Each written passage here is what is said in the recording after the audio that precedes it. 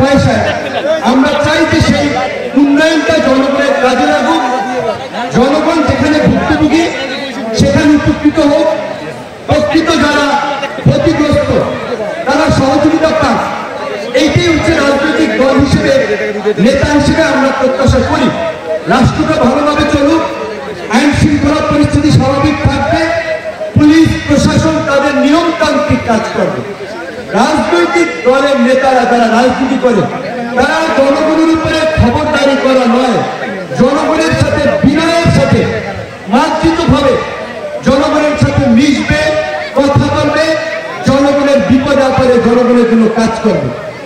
কিন্তু ওই 10 আল্লাহ রাস্তার চাল দেবে সেটার জন্য 100 টাকা নেওয়া, কার্ডের জমি দেবে সেটার জন্য 5000 টাকা নেওয়া, বিচার সালিসি করবে ওইখান থেকে টাকা খাওয়া, থানায় মামলা দিয়ে টাকা খাওয়া, এইগুলা রাজনীতিবিদদের কাজ না, এগুলো রাজনৈতিক দলের নেতা কর্মীদের কাজ না, এগুলো সমাজের নিকৃষ্ট মানুষের কাজ, শ্রেষ্ঠা মানুষের কাজ।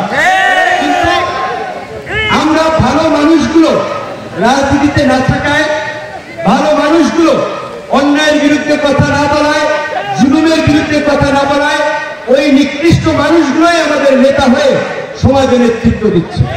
কাজে আমরা এই গণ অধিকার পরিষদ, এই যে ছাত্র যুবক তরুণদের রাজনৈতিক দল 2018 সালে ঐতিহাসিক কোটা সংস্কার আন্দোলনের মধ্য দিয়ে এই দল প্রতিষ্ঠিত হয়েছে।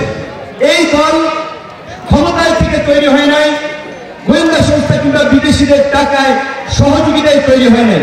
এই দল তৈরি হয়েছে গণমানুষের অধিকার আদায়ে রাজপথের ধারাবাহিক আন্দোলন সংগ্রামের মধ্য দিয়ে।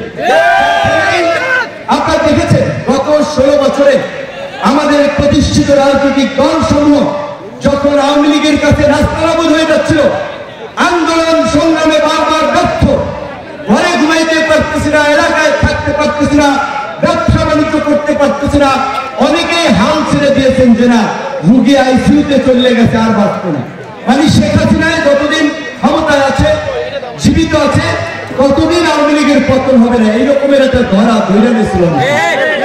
কিন্তু আমরা সেটা ধরি নাই, যেই কারণে এই প্রতিকূল সময়েও এত হামলা মামলা, লাঞ্ছিত হওয়া, অত্যাচারিত হওয়া, ঢাকা বিশ্ববিদ্যালয় থেকে পড়াশোনা করে ভালো একটা চাকরিতে না ঢুকে এই ফাঁসিবাদের পতনের রাজনৈতিক আন্দোলন সংগ্রামে আমরা নেমেছি এবং আলহামদুলিল্লাহ আল্লাহর কাছে শুকরিয়া, আমরা সফল হয়েছি। এই সফল হওয়ার পেছনে আমরা জীবিত আছি, লাঞ্ছিত হয়ে আমরা মামলার শিকার হয়েও। আজকে জিয়াদের আব্বা এখানে উপস্থিত আছেন, তার ছেলে জীবিত নাই। এরকম 2000 মানুষ প্রাণ দিয়েছে, রাজনৈতিক এমপি মন্ত্রী নেতা তাদের ছেলে মেয়ে প্রাণ দেয় নাই, দিয়েছে সাধারণ মানুষ, জনগণ, প্রতিবাদী তরুণেরা। কেন দিয়েছে? দেশের একটা ইতিবাচক পরিবর্তনের জন্য, দেশে একটা ভালো রাজনীতি প্রতিষ্ঠার জন্য।